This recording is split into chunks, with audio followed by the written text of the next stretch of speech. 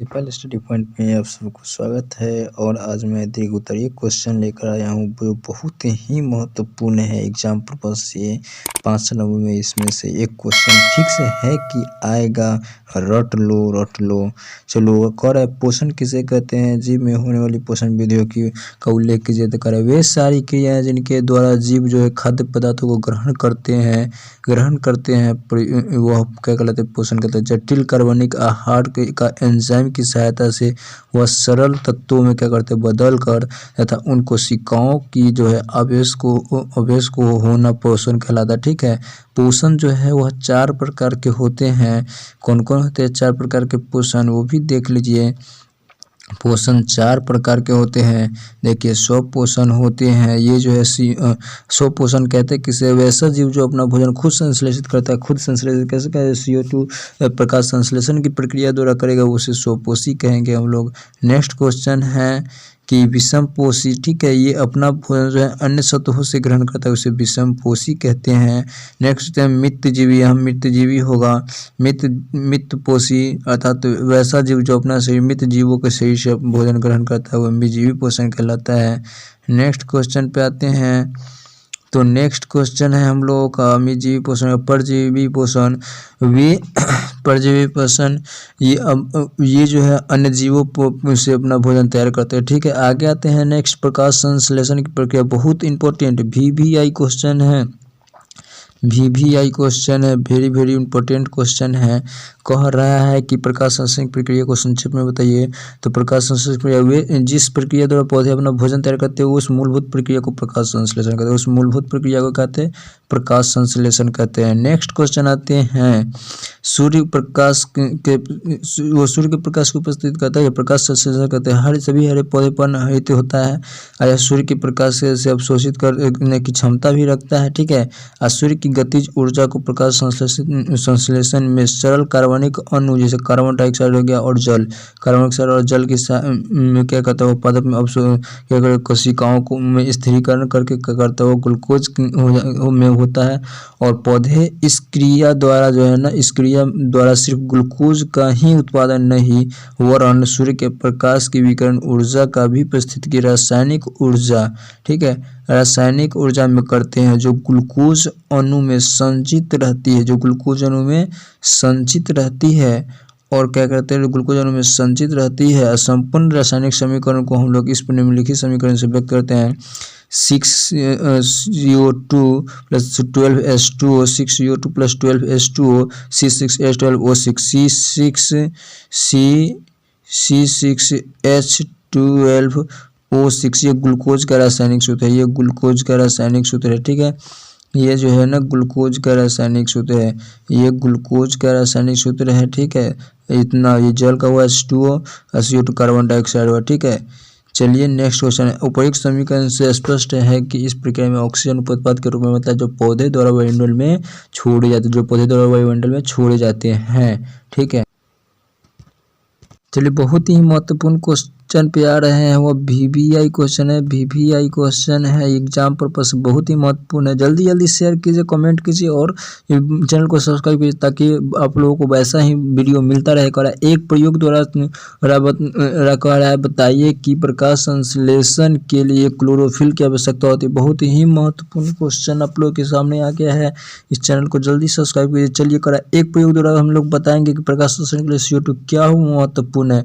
जैसे क्लोरोफिल क्या महत्वपूर्ण है? एक कोटून या कोलेस की चीजदार पत्ती को तोड़े। ठीक है, उस पत्ती को हर सफेद उस पत्ती में सफेद और हरा होता है। ठीक है, कलर उसको हम लोग क्या करेंगे? चित्रित कर लेंगे। उस पत्ती को क्या करेंगे? रेखांकित कर दिए पेंसिल से। ठीक है, इस पत्ती को बीकर में रख कर डालिए। इस पत्ती को कहाँ डालिए? बीकर में डालिए।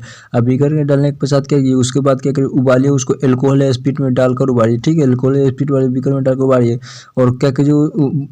उबालने के बाद वो बीकर को वाटर बाथ में डालकर थोड़ी देर के लिए उबालिए। ठीक है, आप उसके बाद आप देखेंगे कि एस्पिड जो है ना हरे रंग का होता जाएगा। क्यों? क्योंकि पत्ती में क्योंकि पत्ती में हरा वर्णक जो क्लोरोफिल मौजूद होता है वह धीरे धीरे निकल कर एस्पिड में रंगहीन एस्पिड में घुल जाता है। और पत्ती क्या होगा?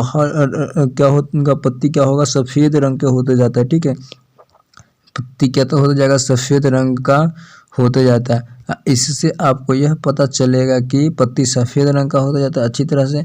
ठीक है, और उसके बाद क्या करेगा, जब सफ़ेद रंग का हो जाएगा तो उस बीकर को ठंडे पानी में डालकर, ठीक है, छोड़ दीजिए ठंडे होने के लिए। उसके बाद क्या कीजिए, उसको ठंडे पानी में अच्छी तरह से धो दीजिए।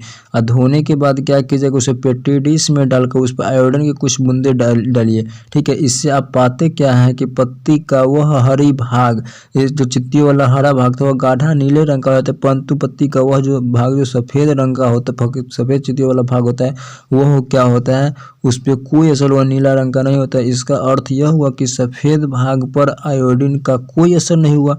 क्यों नहीं हुआ? क्योंकि वह तो हरी चित्ती वाले भाग में क्लोरोफिल मौजूद था, लेकिन सफ़ेद चित्ती वाले भाग में क्लोरोफिल नहीं मौजूद था, इसीलिए उसमें हिस्से पर क्या हो, प्रकाश संश्लेषण की प्रक्रिया हुई।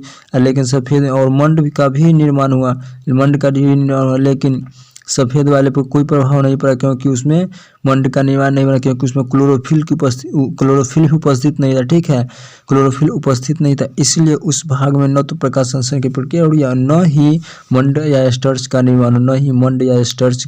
निर्माण हुआ, ठीक है। यह क्वेश्चन बहुत बार पूछे हुआ है, ठीक है, इसलिए रट लीजिए इस क्वेश्चन को कि प्रक्रिया के द्वारा मंड और स्टार्च का निर्माण होना है। इससे साबित होता है कि प्रकाश संश्लेषण के लिए क्लोरोफिल का होना आवश्यक है। ये फिगर आपको बनाना पड़ेगा, ठीक है। चलिए नेक्स्ट क्वेश्चन आते, बहुत ही महत्वपूर्ण क्वेश्चन इस चैप्टर में हो रहा है।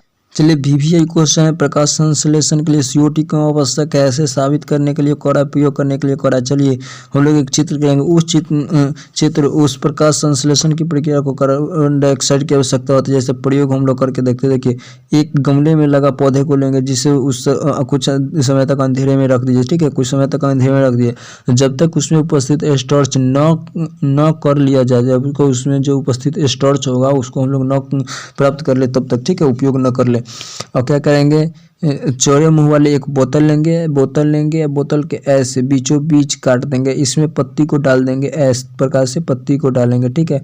अब पत्ती को डालने के बाद क्या करेंगे, उस पत्ती को डालने के बाद उसको कुछ देर तक, ठीक है, अथी में छोड़ दिए, धूप में छोड़ दीजिए। चलिए आगे आते हैं।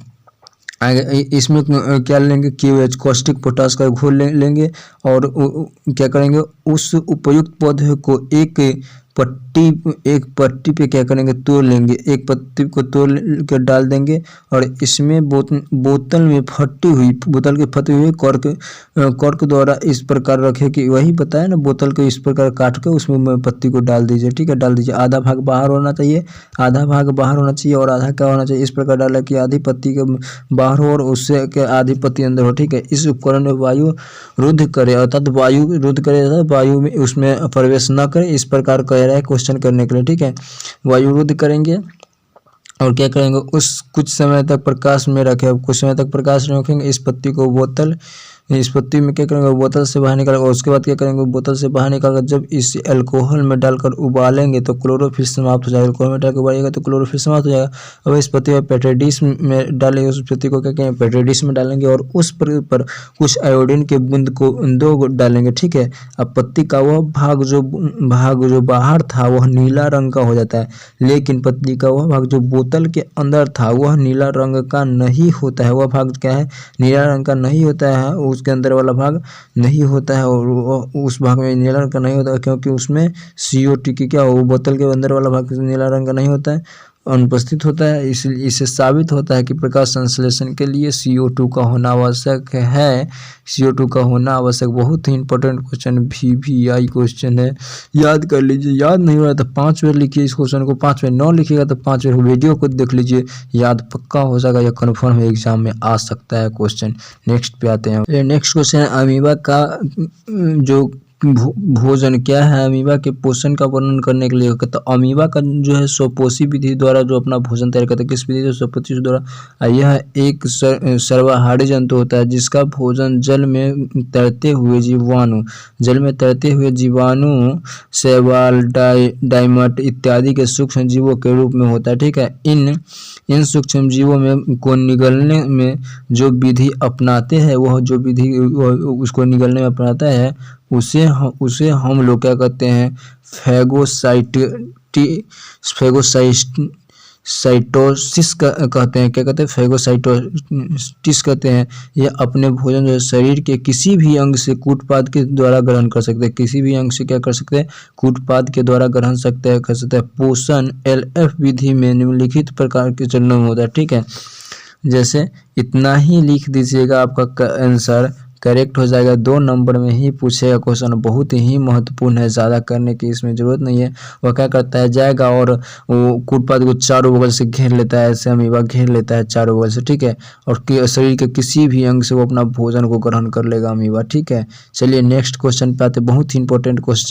रट लो एग्जाम में नया तो कहना, पचे हुए भोजन को अवशोषित करने के लिए क्षुद्रांत को किस अभिकल्प कल्पित किया जाता है, किस प्रकार से अभिकल्पित किया जाता है, सो कह रहा है क्वेश्चन। तो पचे हुए भाग को आंतरिक की भित्ति अवशोषित कर लेता है। क्या आंतरिक के अंतर में जो भित्ति होता है, आंत्र में जो भित्ति होता है वो अवशोषित कर। क्षुद्रांत का मतलब यहाँ छोटी आंत होता है, ठीक है। क्षुद्रांत का मतलब यहाँ हो गया छोटी आंत, क्या हो गया, छोटी आंत। चलिए तो इसमें क्या करेंगे, देखिए पचे हुए भोजन को आंत्र क्या कहते हैं, भित्ति में अवशोषित कर लेता है। क्षुद्रांत के आंतरिक स्तर पर उंगली नावा जैसे बहुत अनेक प्रवर्धक होते हैं, ठीक है। उंगली की तरफ बहुत सा प्रवर्धक होता है, जिससे क्या कहते हैं, दीर्घ रोम कहते हैं, जिसे हम लोग दीर्घ रोम कहते हैं। यह अवशोषित करने के सतह ये क्षेत्र को बढ़ा, अवशोषित जब यह करेगा सतही क्षेत्र को बढ़ा देगा। इसमें रुधिर वाहिकाओं की अधिक होती है। रुधिर वाहिका इसमें जो है, रुधिर का मतलब क्या होता है, रुधिर का मतलब ब्लड होता है, ठीक है। रुधिर वाहिका इसमें अधिक होती है, ठीक है। रुधिर वाहिका अधिक होती है इसमें, जो भोजन को अवशोषित करने के लिए शरीर की प्रत्येक कोशिकाओं तक पहुंचाने का कार्य करता है। इसमें क्या करता है, प्रत्येक कोशिकाओं तक पहुंचाने का करता है। यहाँ इसका उपयोग ऊर्जा प्राप्त करने के लिए और नए ऊतकों का निर्माण करने के लिए किया जाता है। नए ऊतकों का ऊर्जा प्राप्त हो ताकि नए ऊतकों का निर्माण हो, ठीक है। तथा पुराने ऊतकों की मरम्मत करने के लिए भी किया जाता है। इसीलिए हम लोग कहते हैं कि पचे हुए भोजन को अवशोषित करने के लिए क्षुद्रांत कैसे विकल्पित होता है। तो यही क्वेश्चन बहुत ही इंपॉर्टेंट है, एग्जाम पर्पज से बहुत इंपॉर्टेंट VVI क्वेश्चन है। यहाँ क्षुद्रांत लिख दिया, इसलिए बहुतों को समझ में नहीं आता। क्षुद्रांत का मतलब छोटी आंत होता है, ठीक है। याद रखिएगा क्षुद्रांत मतलब छोटी आंत। वीडियो को शेयर कीजिए, कमेंट कीजिए, ताकि अच्छे वीडियो में बना